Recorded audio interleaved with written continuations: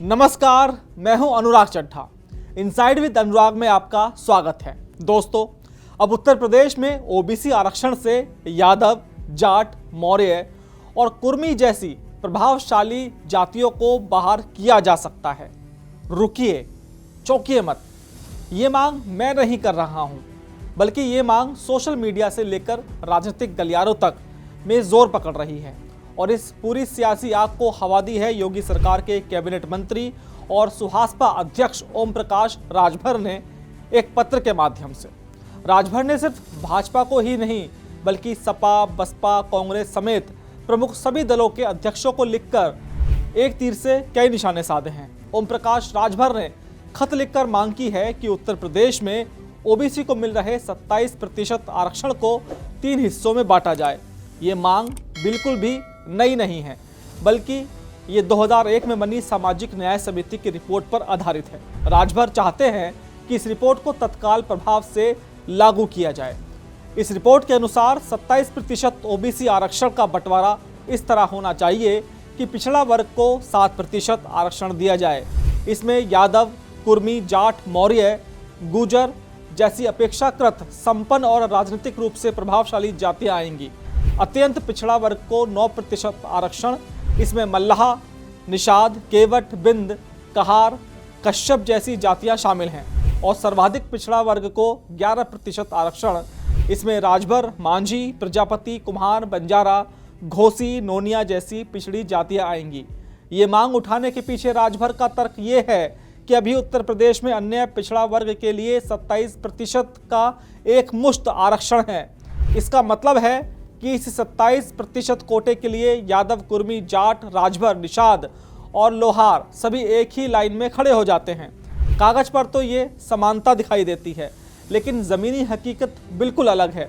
OBC आरक्षण का 27% का पूरा लाभ कुछ गिनी चुनी प्रभावशाली जातियां ही उठाकर ले जाती हैं, जबकि सैकड़ों अति पिछड़ी जातियों को तो इसका कोई फायदा ही नहीं मिलता। वे सामाजिक, शैक्षणिक और राजनीतिक रूप से आज भी हाशिए पर हैं।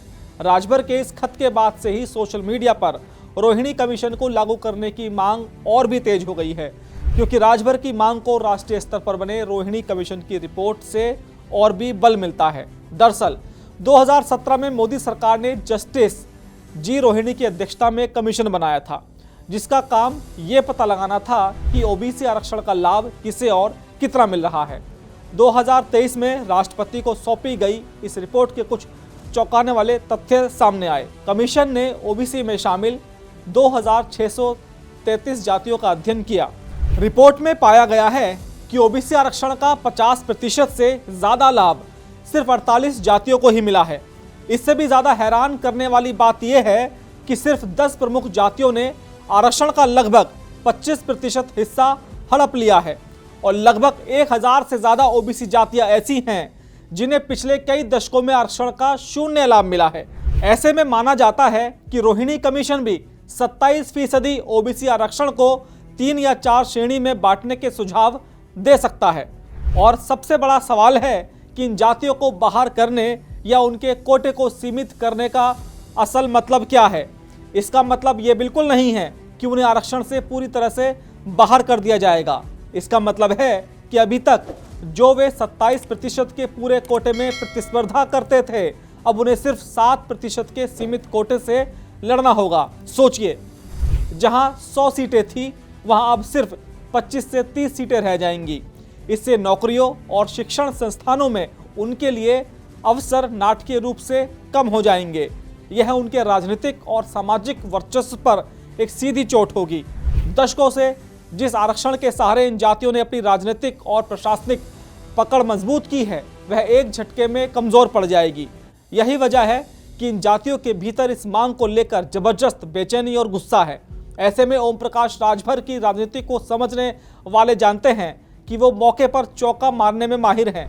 भाजपा के साथ रहते हुए भी वो लगातार भाजपा के लिए मुश्किलें खड़ी करते रहते हैं। सभी दलों को पत्र लिखकर राजभर ने यह संदेश दिया है कि वो सिर्फ अपनी जाति के नहीं, बल्कि उन सभी अति पिछड़ी जातियों के नेता हैं जिनकी कोई सुनता नहीं है। वो इस मुद्दे पर एक राष्ट्रव्यापी बहस खड़ी करके अपना कद बढ़ाना चाहते हैं। साथ ही राजभर जानते हैं कि भाजपा ने गैर यादव ओबीसी वोटों के सहारे ही सपा को सत्ता से बाहर किया था। इस वोट बैंक में कुर्मी, जाट, मौर्य, लोध जैसी जातियां शामिल हैं जो आरक्षण बंटवारे से सबसे ज्यादा प्रभावित होंगी। अब भाजपा के सामने धर्म संकट है कि अगर वो राजभर की मांग को मानती है तो कुर्मी, जाट और मौर्य जैसी जातियां जो भाजपा का बड़ा वोट बैंक है वो नाराज हो जाएंगी। उनका आरक्षण 7% तक सिमट जाएगा, जिससे उनका प्रतिनिधित्व कम होगा। यह वोट बैंक छिटक कर सपा या अन्य दलों की तरफ जा सकता है। अगर भाजपा मांग नहीं मानती है तो राजभर और उनके साथ खड़ी सैकड़ों अति पिछड़ी जातियां ये कहकर भाजपा के खिलाफ माहौल बनाएंगी कि भाजपा पिछड़ा विरोधी है और सिर्फ कुछ अमीर जातियों का साथ देती है।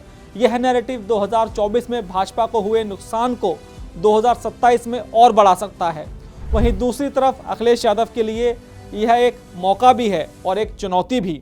यादव जाति पर आरक्षण का सबसे बड़ा जो लाभ लेने का आरोप लगता है वो उन्हीं के ऊपर लगता है।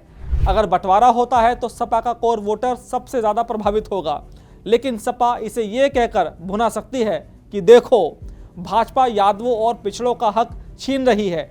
वहीं अति पिछड़ी जातियों को साधने के लिए अखिलेश को भी अपना स्टैंड क्लियर करना होगा, जो उनके पीडीएस समीकरण के लिए एक बड़ी परीक्षा होगी। यह मुद्दा सिर्फ कागजों तक सीमित नहीं रहेगा, इसका सीधा असर 2026 में होने वाले त्रिस्तरीय पंचायत चुनावों पर पड़ेगा। गांव की राजनीति जातियों के इर्द गिर्द घूमती है। जब आरक्षण का फॉर्मूला बदलेगा तो प्रधानी से लेकर जिला पंचायत तक के समीकरण बदल जाएंगे। जो जातियां आज तक हावी थी उनकी पकड़ कमजोर होगी और नई जातियों का उभार होगा। यह ध्रुवीकरण 2027 के विधानसभा चुनाव की नींव रखेगा। भाजपा अगर इस मांग को लागू करने की दिशा में आगे बढ़ती है तो उसे कुर्मी, जाट, मौर्य वोटों का भारी नुकसान भी होगा, लेकिन शायद उसे अति पिछड़ी जातियों का एक बड़ा हिस्सा मिल जाए। वहीं सपा को यादवों का अभूतपूर्व ध्रुवीकरण देखने को मिल सकता है, लेकिन वे अति पिछड़ा वोटों से हाथ धो बैठेंगे। कुल मिलाकर ओम प्रकाश राजभर ने ओबीसी आरक्षण का जो भूचाल उत्तर प्रदेश में पैदा किया है, इसके झटके 2027 तक जरूर महसूस किए जाएंगे। दोस्तों, मेरा ये विश्लेषण आपको कैसा लगा कमेंट बॉक्स में जरूर लिखकर बताइएगा। साथ ही साथ मेरे चैनल को सब्सक्राइब करना बिल्कुल मत भूलिएगा। दोस्तों, फिर आपसे मुलाकात होगी किसी दूसरी खबर के साथ। नमस्कार।